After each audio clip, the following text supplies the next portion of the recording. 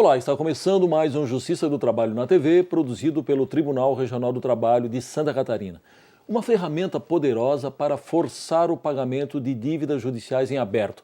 Estamos falando da certidão negativa de débitos trabalhistas, a CNDT, que começa a funcionar em janeiro e deverá ajudar a reduzir os mais de 2 milhões de processos nessa situação.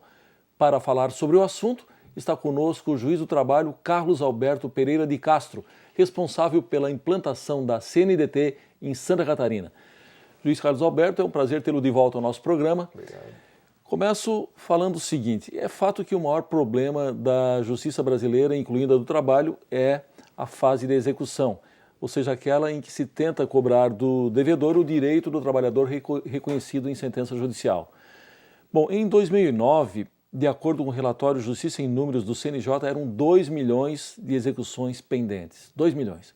Primeiro, eu gostaria de saber por que é tão difícil cobrar uma dívida trabalhista no Brasil. E depois, por que a certidão negativa de débitos trabalhistas está sendo vista, considerada, anunciada até como uma espécie de revolução para a justiça do trabalho.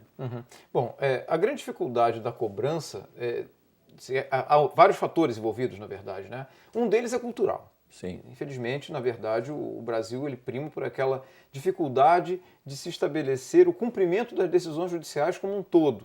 Aliás, do cumprimento das decisões de órgãos públicos, né? Então, quer dizer, a decisão judicial sim está nesse mesmo meio, né? Quer dizer, o mesmo indivíduo que não cumpre a legislação do trânsito, que dirige embriagado, que pratica uma série de outras irregularidades, as mais diversas, dentro da sua atividade diária, também não é o mesmo indivíduo que não cumpre uma decisão proferida por uma decisão judicial. Certo. Então, quer dizer, o não cumprimento da decisão corresponde a um sintoma dessa sociedade que não cumpre, não respeita as instituições estatais por uma questão, talvez, de falta daquele senso de responsabilidade, aliado a uma ideia de impunidade.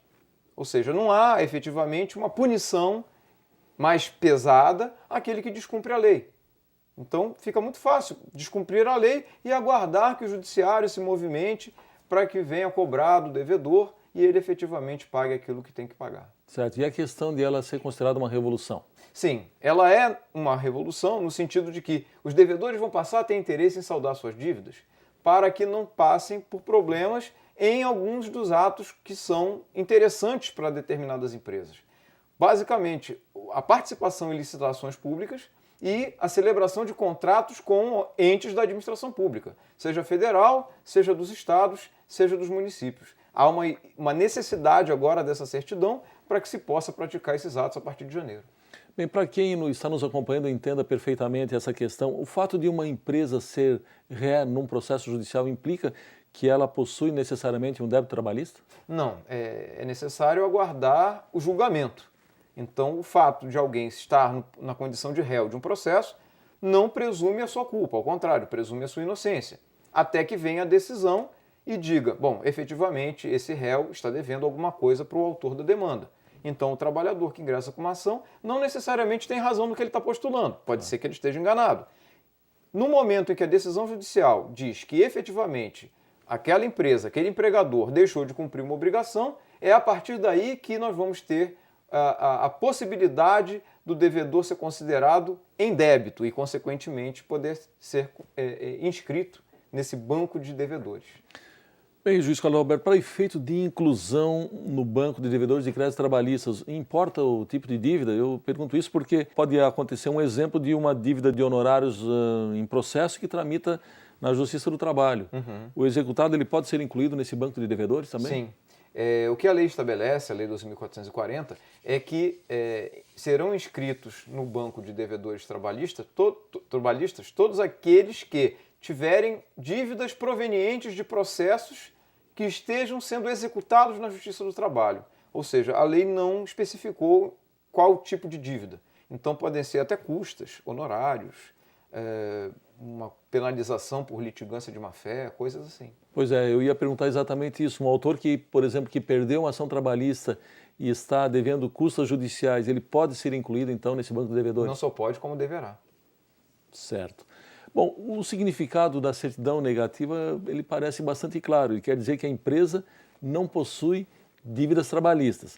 Já as certidões positivas, que indicam algum tipo de pendência, elas estão divididas, aí, salvo engano, em 3 tipos. A certidão positiva, a positiva com efeito negativo e a positiva com exigibilidade suspensa. O senhor poderia explicar cada uma delas? Pois não. Então, o que efetivamente deflagra a situação de devedor trabalhista é o fato de ter sido condenado a pagar alguma coisa num processo trabalhista. A partir daí, então, há uma determinação judicial para que a pessoa pague ou garanta a dívida, ou seja, ofereça um bem que seja suficiente para cobrir a dívida. Certo. Para que depois esse bem possa ir a leilão, né? Pode ser vendido numa asta pública. Bom, na medida em que a pessoa citada para pagar ou para oferecer bens não toma nenhuma dessas 2 providências, ou seja, nem paga, nem oferece um bem à penhora, então ele passa a ser cadastrado como positivo, ou seja, ele é um devedor e, consequentemente, não pode praticar atos nem de licitar, né, participar de licitação, nem celebrar contrato com a administração pública. Aquele que garante, ou seja, oferece um bem à penhora, ele entra na situação de positivo, mas com efeitos negativos. Ou seja, ele é um devedor, mas ele já demonstrou que pode saldar a dívida. Certo. E só pretende discutir porque discorda de algum aspecto do cálculo ou de algum procedimento que aconteceu durante o processo. E o débito com exigibilidade suspensa é aquele em que houve uma forma qualquer prevista em lei de suspensão do processo de execução. Por exemplo, um parcelamento de dívida ou de acordo com aquilo que o credor gostaria, então entram num acordo e fazem um parcelamento da dívida, ou, por exemplo, naquelas situações de dívida tributária, como as que são de contribuições para a Previdência, Seguridade Social, em que o indivíduo vai até a Receita Federal e celebra um parcelamento de dívida. Enquanto isso está sendo cumprido, a execução está suspensa, ele vai ser então considerado um débito em suspensão. Muito bem, agora nós precisamos chamar um rápido intervalo, nós voltamos em seguida, só um instante.